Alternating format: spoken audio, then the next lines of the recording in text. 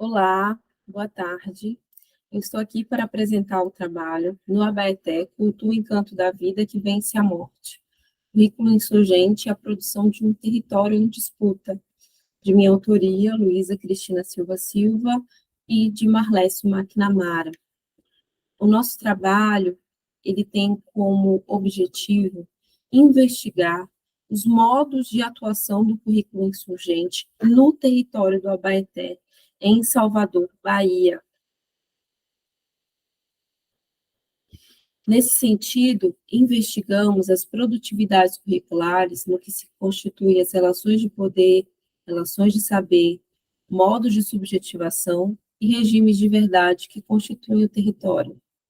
Compreendemos que, como um texto curricular, todo o Abaeté é um currículo e exerce pedagogias, ou seja, disponibiliza saberes, afetos, valores, modos de vida e conhecimento. O Abaeté é um território composto por dunas de areia branca e lagoas escuras, localizada no bairro de Itapuã, na porção do litoral norte da cidade de Salvador. O Abaeté tornou-se conhecido também a partir das canções de Dorival Caymmi, mas apresenta uma importância histórica, geográfica e social central para a compreensão dos modos de reinvenções, criações e insurgências da população afro-brasileira e indígena nesse espaço. De acordo com as lideranças mais antigas, a palavra Abaeté é oriunda do tupi, que significa pessoa boa, honrada, verdadeira.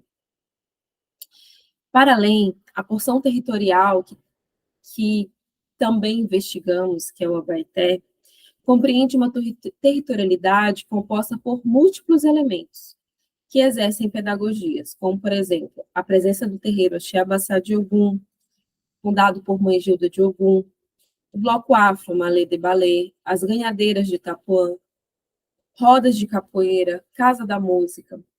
Historicamente, a educação formal promovia a exclusão explícita da população negra e indígena, e que, por isso, os territórios educativos dos terreiros de candomblé, blocos afros, rodas de capoeira, são constituídos por saberes, matrizes de conhecimento, valores e afetos próprios dos modos de existência dessa população.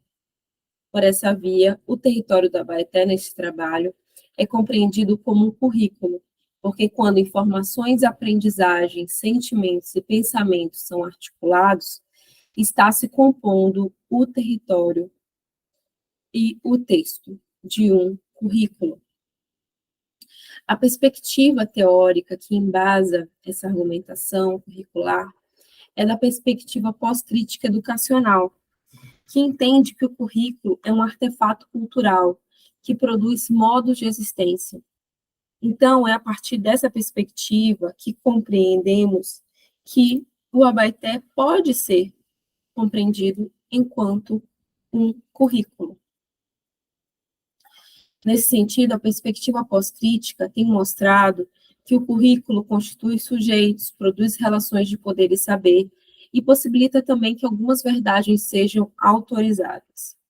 Então, a análise do currículo insurgente segue a abordagem teórica de uma noção ampliada de currículo. Mesmo sendo um currículo próprio da escola, compreendemos que ele está para além de um catálogo de disciplinas e conteúdos. Assim, é possível compreender que esse currículo que estamos trabalhando é um espaço que ensina, que possibilita experimentações e práticas, que está envolvido com relações de poder e saber, que disponibiliza modos de subjetivação e produz sujeitos. Essa perspectiva está amparada por Marlúcio Paraíso, Tomás Tadeu da Silva, Sandra Coraza, Maria Carolina Silva Caldeira. A metodologia empreendida para a presente investigação é a cartografia de inspiração filosófica a partir de Deleuze.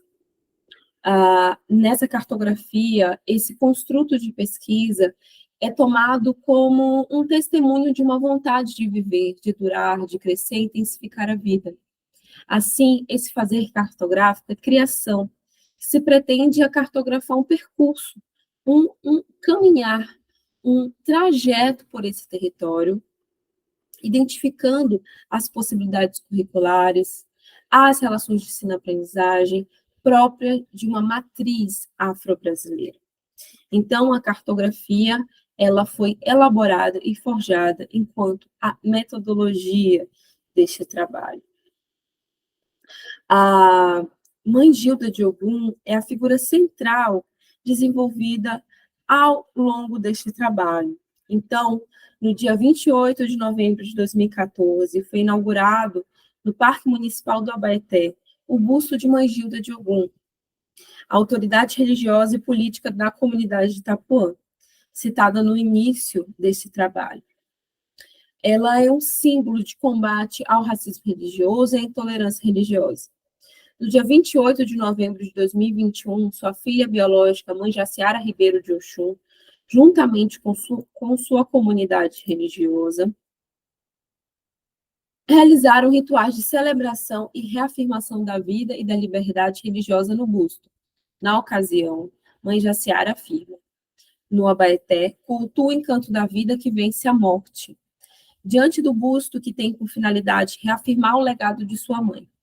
Assim, retoma o argumento deste trabalho, que afirma que o currículo insurgente em produção no território do Abaeté é constituído por disputas discursivas em que coexistem narrativas sobre a vida e a morte.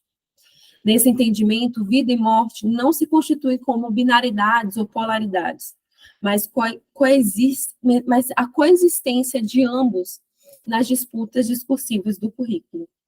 Isso, pois, segundo Simas e Rufino, o contrário da vida não é a morte, mas o desencanto. A Yalorixá Jaciara diz que cultua o encanto no Abaeté, ou seja, cultua a vida em frente ao busto da Yalorixá Gilda, que foi morta por complicações advindas da violência do racismo religioso. A partir disso, podemos perceber como morte e vida coexistem discursivamente, compondo uma característica do currículo insurgente no território. Então, esse território do Abaeté é compreendido como ação coletiva, ação comunitária de poder engendrada nessa porção territorial.